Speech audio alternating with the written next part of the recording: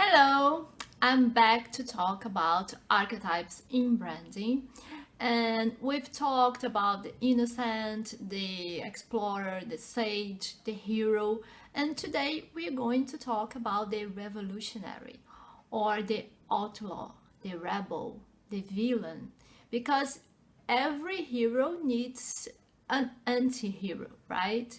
So, at first sight, the revolutionary figure is a figure related to something that's not necessarily good because it's all about uh, a revolution.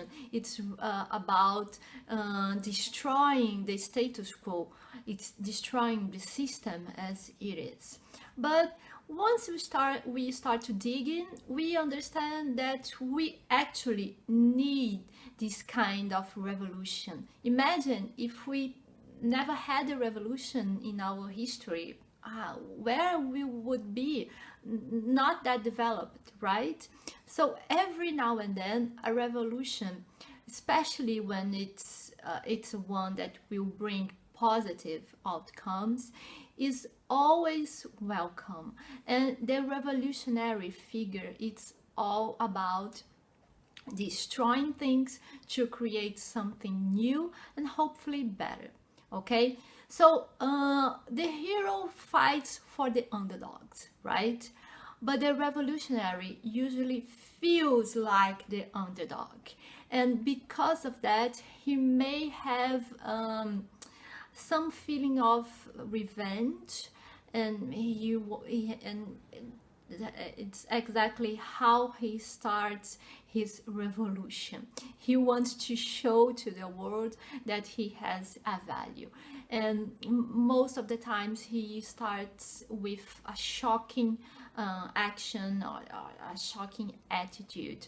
So when we think about some of the youth movement from the past century, from the rockers to the hippies to the grunges, they all started as a kind of counterculture movement. They started as some sort of revolution because they wanted to destroy or at least change how things were. So the essence of the revolutionary is this need to destroy and build it again. Destroy and build something that's completely new and completely different. So you have to understand this motivation in order to create a brand that is based on the revolutionary archetype.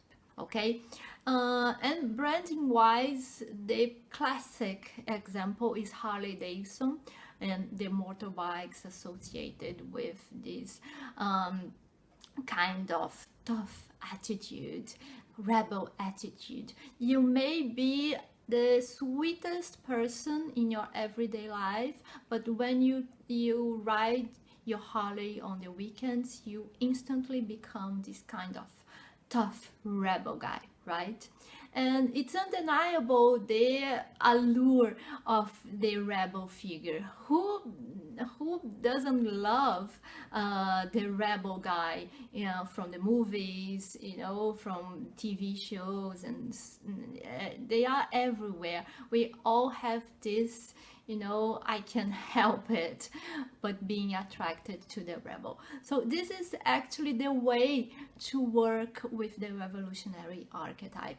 You need to understand this kind of fatal attraction that the figure has in itself, and from there work your way to show people that they can be different, they can dare to be different, and people will come to you, because really life is very, very bland for most of us, and we are like longing for something exciting, something that make us feel like breaking the rules. Okay, but you don't have to be a Harley Davidson to do it.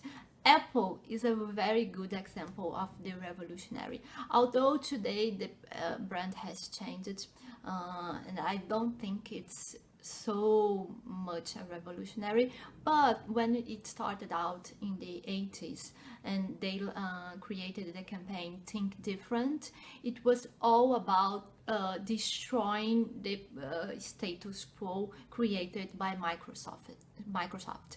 So Apple was really the anti-hero of for Microsoft. So you have to really being a daring figure to work with the revolutionary archetype. It's all about destroying something in order to build something completely different. Okay, so the hero and the revolutionary, in their core, they are very similar, but whilst the hero is fighting for justice, fighting for the underdogs, fighting for noble causes, the revolutionary will be a more selfish figure and fighting for change.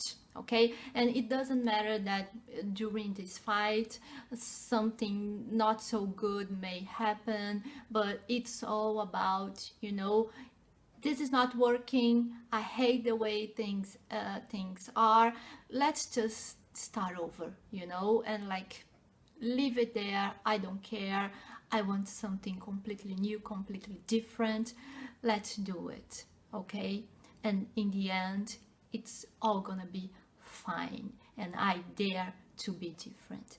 This is the core message of the revolutionary archetype.